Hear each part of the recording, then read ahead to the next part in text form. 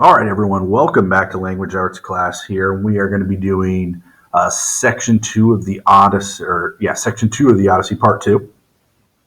But we need to start with our 12 Steps of the Hero's Journey because we did approach kind of in the middle of part seven here, step seven, the approach to the inmost cave, where we are at the precipice of the climax. So, right before the big event happens. And that would be, in our story here, Athena, Odysseus, and Telemachus plan how to take back Odysseus's kingdom. Right? If you remember, Odysseus and Telemachus kind of talk it out. Athena originally gives him the plan, but then Odysseus informs Telemachus what their plan is. Okay, let's jump back in then to our story. We left off here, page 605, page 11 in our PDF file with Penelope. In the evening, Penelope interrogates the old beggar. Remember, Penelope, Odysseus' wife. Friend, let me ask you first of all, who are you? Where do you come from? Of what nation and parents were you born? And he replied, My lady, never a land in the wide world should have a fault to find with you. Your name has gone out under heaven like the sweet honor of some God-fearing king who rules in equity over the strong. His black lands bear both wheat and barley, fruit trees laden bright, new lambs at lambing time, and the deep sea gives great hauls of fish by his good strategy, so that his folk fare well. Oh, my dear lady, this being so, let it suffice to ask me of other matters, not my blood, my homeland. Do not enforce me to recall my pain. My heart is sore, but I must not be found sitting in tears here in another's house. It is not well forever to be grieving. One of the maids might say, or you might think I had got maudlin over cups of wine. Okay, so a few things here. Odysseus does not want to tell Penelope who he is. He's not supposed to tell Penelope who he is. No one's supposed to know except for Telemachus until their plan is revealed. So she's asking him who he is, but he doesn't want to tell her. So he essentially comes up with this excuse of, it's very painful for me to talk about my home life, my homeland, which it is because he's been away from it for so long. So he's not technically lying to her, but he's not telling her the whole truth either, which is something Odysseus definitely does throughout this. We'll find that once we get to the end. Okay, going on here. And Penelope replied, Stranger, my looks, my face, my carriage were soon lost or faded when the Achaeans crossed the sea to Troy. Odysseus, my lord, among the rest. If he returned, if he were here to care for me, I might be happily renowned. But grief instead, heaven sent me years of pain. Sons of the noblest families on the islands, Dulacima, same, what is Zacthus, with the natives Ithacans are here to court me against my wish, and they consume this house. Can I give proper heed to guest or suppliant or herald on the realm's affairs? So just saying here, describing kind of her pain, right? That her husband has disappeared, and all of these people are here to marry her. How could I wasted with longing for Odysseus, while here they press for marriage? Russ has served my turn to draw the time out. First, a close-grained web. I had the happy thought to set up weaving on my big loom in hall. I said that day, Young men, my suitors, now my lord is dead. Let me finish my weaving before I marry, or else my thread will have spun in vain. It is a shroud I weave for Lord Laertes when cold death comes to lay him on his bier. The country wives would hold me in dishonor if he, with all his fortune, lay unshrouded. I reached their hearts that way, and they agree. So every day I wove on the great loom, but every night by torchlight I unwove it. And so far, for 3 years, I deceived the Achaeans. So she has tricked the suitors. Penelope essentially said, "I will marry one of you, but I'm going to wait until I finish making this shroud that she calls here, this very, very decorative shroud." But every night, she weaves it during the day so that they could all see her weaving it. But then at night, she unweaves it so that she's actually not finished it.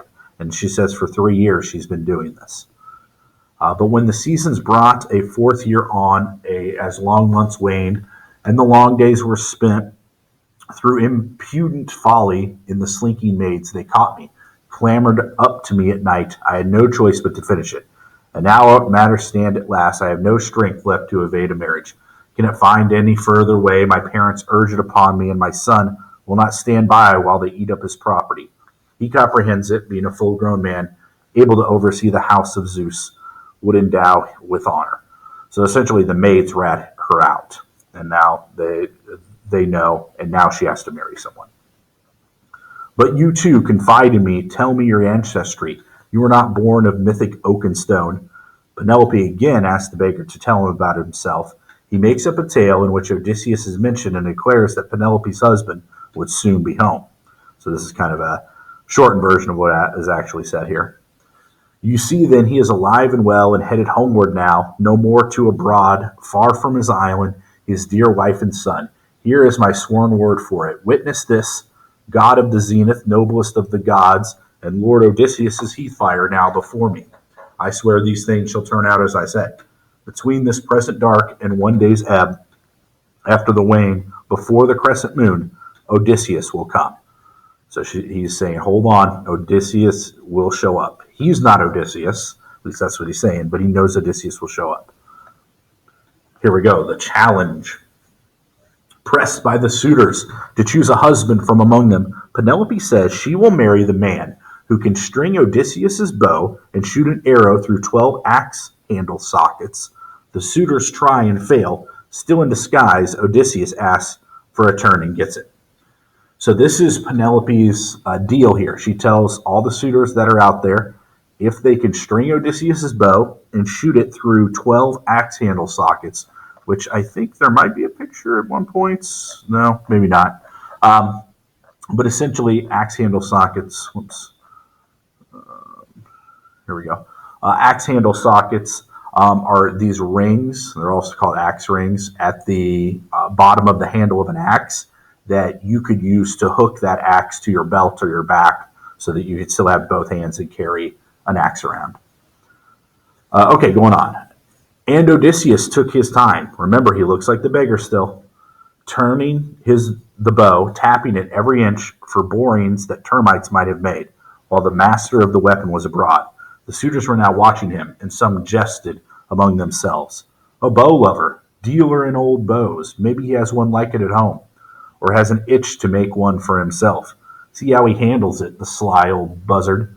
And one disdainful suitor added this, may his fortune grow an inch for every inch he bends it. So obviously they don't think he can do it because none of them were able to string the bow. But the man, skilled in all ways of contending, satisfied by the great bow's look and heft, like a musician, like a harper, when its quiet hand upon his instrument, he draws between his thumb and forefinger a sweet new string upon a peg. So effortlessly Odysseus in one motion strung the bow, then slid his right hand down the cord and plucked it, so that the taut gut vibrating hummed and sang a swallow's note.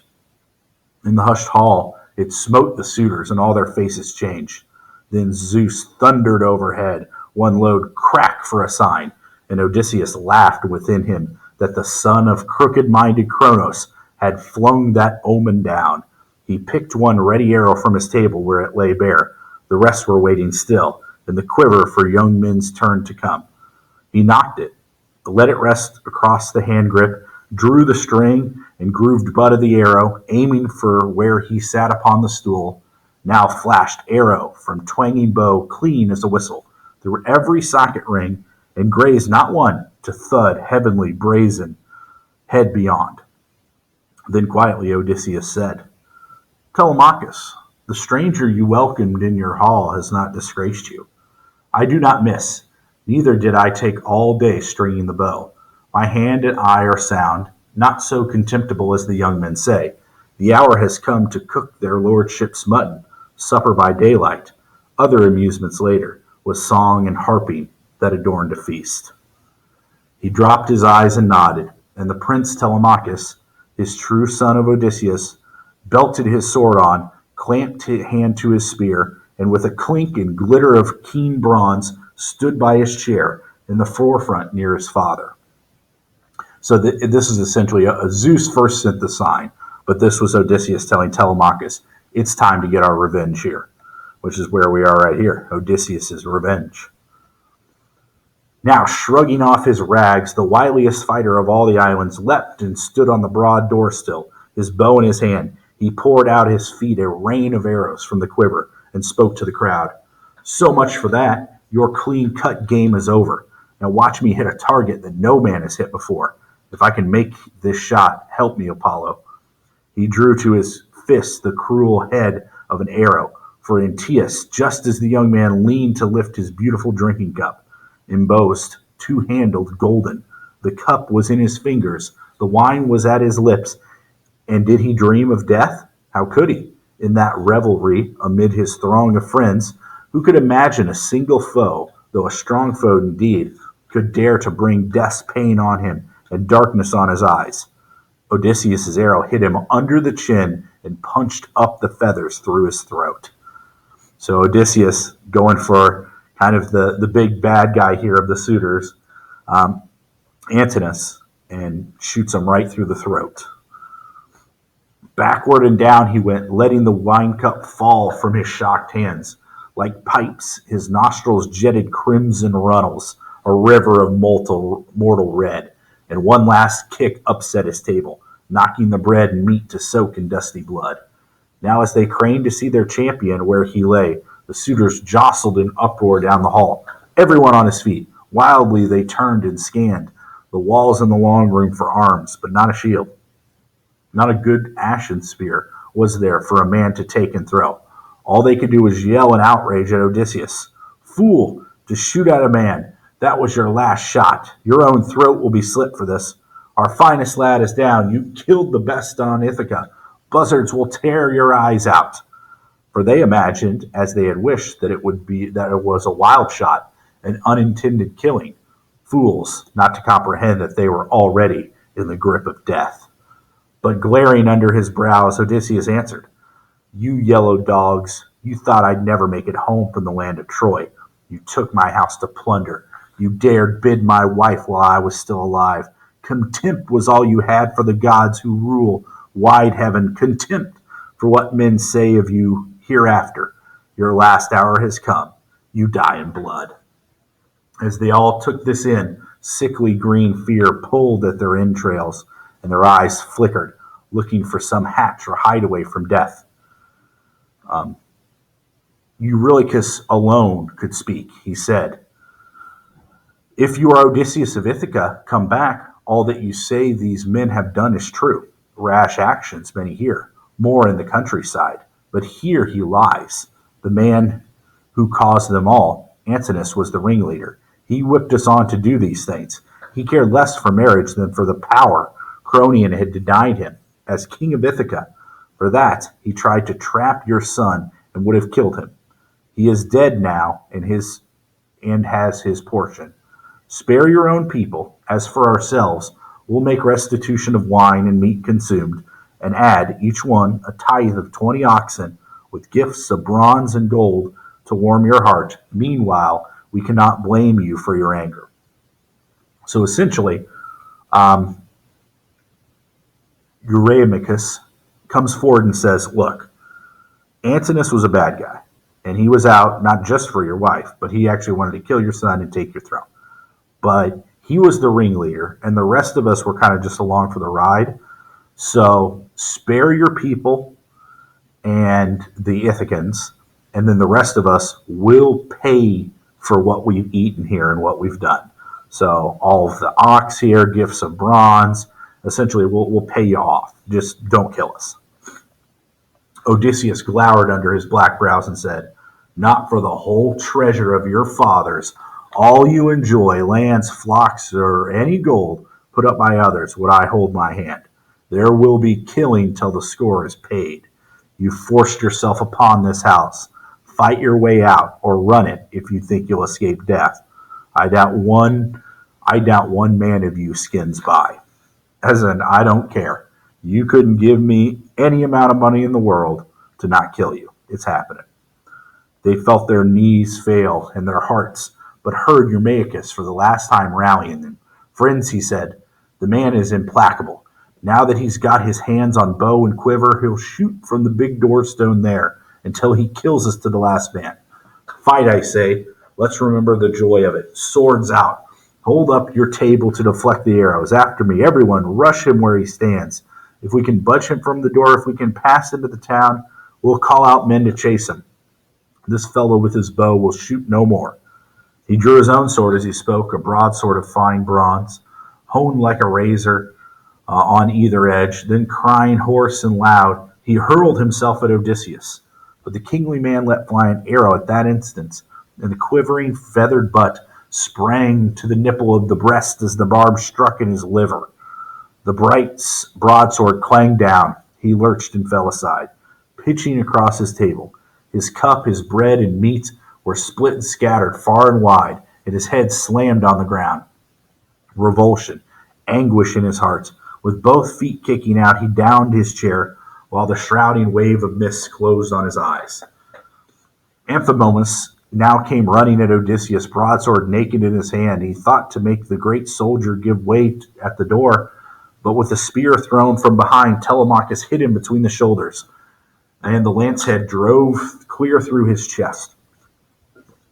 He left his feet and fell forward, thudding forehead against the ground. Telemachus swerved around him, leaving the long dark spear planted in Amphipolis. If he paused to yank it out, someone might jump him from behind or cut him down with a sword. At that moment he bent over, so he ran from the tables to his father's side, halted, panting, saying, "Father, let me bring you a shield and a spear, a pair of spears, a helmet. I can arm on the run myself. I'll give outfits to Eumaeus and this cowherd. Better to have equipment." Said Odysseus, "Run then, while I hold them off with arrows, as long as the arrows last. When all are gone, if I'm alone, they can dislodge me." Quick upon his father's word, Telemachus ran to the room where the spears and armor lay. He caught up 4 light shields, 4 pairs of spears, 4 helms of war high plumed with flowing manes, and ran back, loaded down to his father's side. He was the first to pull a helmet on and slide his bare arm in a buckler strap. The servants armed themselves, and all 3 took their stand, besides the master of battle. Why, he had arrows he aimed and shot, and every shot brought down one of his huddling enemies. But when all barbs had flown from the bowman's fist, he leaned his bow in the bright entryway beside the door, and armed a 4-ply shield, hard on his shoulder, and a crested helm, horsetail, nodding stormy upon his head. Then he took his tough bronze-shod spears, aided by Athena, Odysseus, Telemachus, Eumaeus, and other faithful herdsmen, kill all the suitors. So essentially, this wraps it up right here, right? They kill all the suitors, as Odysseus promised. And Odysseus looked around him, narrow-eyed for any others who had lain hidden while the death's black fury passed. In blood and dust he saw that the crowd had fallen, many and many slain. Think of a catch the fisherman's haul into a half-moon bay in a fine mesh net from the white caps of the sea. How all are poured out in the sand, in throes for the sea salt, twitching their cold lives away in Helios's fiery air. So lay the suitors heaped on one another. So there we go. All dead. Just piles of dead in there. Great way for a father and son to bond who haven't, talked to each other in 20 years. Okay, but we're not done. So even though that is the climax, remember in our 12 steps here, there's more than just the climax we have to get to. So, Penelope's test. Penelope tests Odysseus to prove he really is her husband. Great-hearted Odysseus, home at last, was being bathed now by Euryome and rubbed with golden oil and clothed again in a fresh tunic and a cloak. Athena lent him beauty head to foot. She made him taller and massive, too, with crisping hair and curls like petals of wild hyacinth, but all red gold. It's flower. Think of gold infused on silver by a craftsman, whose fine art Hephaestus taught him, or Athena, one whose work moves to the light. Just so she lavished beauty over Odysseus, head and shoulders. He sat then in the same chair by the pillar, facing his silent wife. So Athena's helping him out here a little bit, right? Making him look as beautiful as humanly possible. Well, probably even beyond human beauty, right? She is a goddess, so she can make him look however she wants. So helping him out with his wife here a little bit. And said, "Strange woman, the immortals of Olympus made you hard, harder than any. Who else in the world, who else in the world would keep aloof as you do from her husband if you returned to her from years of trouble cast on his own land in the 20th year?" So essentially, she's been avoiding Odysseus, even though she hasn't seen him in 20 years. It's a little strange. "Nurse, make up a bed for me to sleep on. Her heart is iron in her breasts." Penelope spoke to Odysseus now. She said, "Strange man, if man you are, this is no pride of my part, nor scorn for you, not even wonder, merely. I know so well how he appeared boarding the ship for Troy, but all the same, make up his bed for him. Eurycleia, place it outside the bedchamber my lord built with his own hands. Pile the big bed with fleeces, rugs, and sheets of purest linen." So essentially, she's making him sleep on the couch, right? This is the ancient Greek version of sleeping on the couch.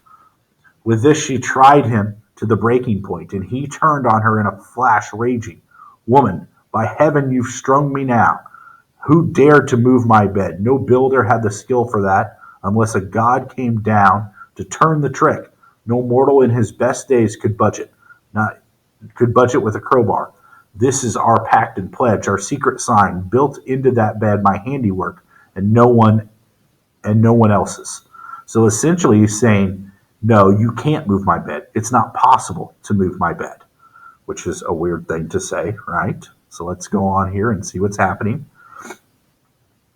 "An old trunk of olive grew like a pillar on that building plot, and I laid out our bed round that tree, lined up the stone walls, built the walls and roof, gave it a doorway and smooth-fitting doors. Then I lopped off the silvery leaves and branches, hewed and shaped that stump from the roots up into a bedpost, drilled it, let it serve as a model for the rest. I planned them all, inlaid them all with silver, gold, and ivory, and stretched a bed between, a pliant web of oxhide thongs dyed crimson." So essentially, what Odysseus did was they planted a tree, and then as the tree grew, he built his bed into the tree, or from the tree, if you want to think about it that way, allowing it to grow around. So the bed is part of the tree. So there's no way you could move the bed without cutting down an entire tree. That's what he's saying here. So he's like, it's not possible to move my bed. "There's our sign. I know no more. Could someone else's hand have sawn that trunk and dragged the frame away? Their secret." She heard it told. Her knees grew tremulous and weak. Her heart failed her. With eyes brimming, she ran to him, throwing her arms around his neck, and kissed him, murmuring. So this was a test. She essentially said this up here about moving his bed outside so that he could sleep, as a test to see if he knew that the bed was actually part of the tree, that it can't be moved, right? And obviously he did. So she used that to test to see if it was actually Odysseus, which is weird. Why does she do that? Well, let's find out. "Do not rage at me, Odysseus. No one ever matched your caution. Think what difficulty the gods gave. They denied us life together in our prime and flowering years, kept us crossing into age together. Forgive me, don't be angry. I could not welcome you with love on sight. I armed myself long ago against the frauds of men, impostors who might come, and all those many whose underhanded ways bring evil on. But here and now, what sign could do so clear as this our own bed? No other man has ever laid eyes on it. Only my slave, Octrus, that my father sent with me as a gift, she kept our door. You make my stiff heart know that I am yours." So a couple things here. Essentially, she did not ever let anyone see their bed. Two reasons for this. One of them is because no one except for her one slave ever saw the bed, so that no one knew this information up here about how it's built into a tree, because that's a really weird thing to do, obviously. So she could use that to tell if people were frauds, because there were many people who came there claiming to be Odysseus. And remember, they didn't have fingerprints or DNA testing back then, so there's no way to prove it. So she used it as a way to prove it. But it also represents, or is a metaphor for her loyalty to Odysseus, right? She was loyal to Odysseus during these 20 years. No one else slept in their bed, right? Now, of course, Odysseus never mentions here that he was not nearly as loyal to his wife as she was to him, but, he just glosses over that and moves on. Now from his breast into his eyes the ache of longing mounted, and he wept at last. His dear wife, clear and faithful, in his arms, longed for the summer-warmed earth is longed for by a swimmer. Spent in rough water where his ship went down under Poseidon's blow, gale winds and tons of sea. Few men can keep alive through a big surf, in crawl, clotted with brine, on kindly beaches, enjoy knowing the abyss behind. And she too rejoiced, her gaze upon her husband, her white arms around him pressed as though forever. The ending. Odysseus is reunited with his father. Athena commands that peace prevail between Odysseus and the relatives of the slain suitors. Odysseus has regained his family and his kingdom. And that's the end. All right, last thing we have then is we need to get our last, actually 5 here, steps in our hero's journey. They all kind of happen real quick, as they usually do. Supreme ordeal, so the climax, battle between Odysseus and the suitors. You can throw Telemachus in there too. Let's throw him in there, shall we? Okay. Reward. The hero celebrates the fact that he or she has survived death and takes possession of what he or she is seeking. So Odysseus gets revenge against his suitors. Right? The section is called, literally in here, Odysseus's Revenge. And that's this section right here. Where's that? Yeah, Odysseus's Revenge. That's our reward. The road back, the hero deals with consequences. All right, so Odysseus gets his revenge against the suitors by, murdering every single one of them. The road back, the hero deals with the consequences of confronting issues related to the supreme ordeal. So this is Penelope's test. Just because he has killed the suitors does not mean that everything's done. He still has to pass a Penelope's test to win her back, right? Which is what he wants. Then we have the threshold crossing here. The hero may have been on the brink of death, but now returns to ordinary life or is reborn. So Odysseus takes back his family and throne,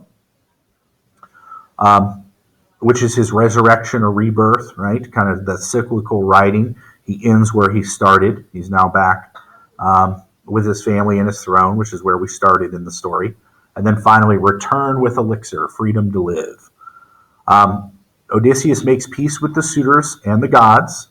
He has been humbled and will now lead a life without pride. So even though he's back where he started, he himself is not the same person, because he is now someone who's able to make peace with the suitors and the gods. Before, his pride would not have allowed him. He would have not only killed the suitors, he would have gone after the suitors' family. But with urging from Athena and his growth as a character and person, he doesn't.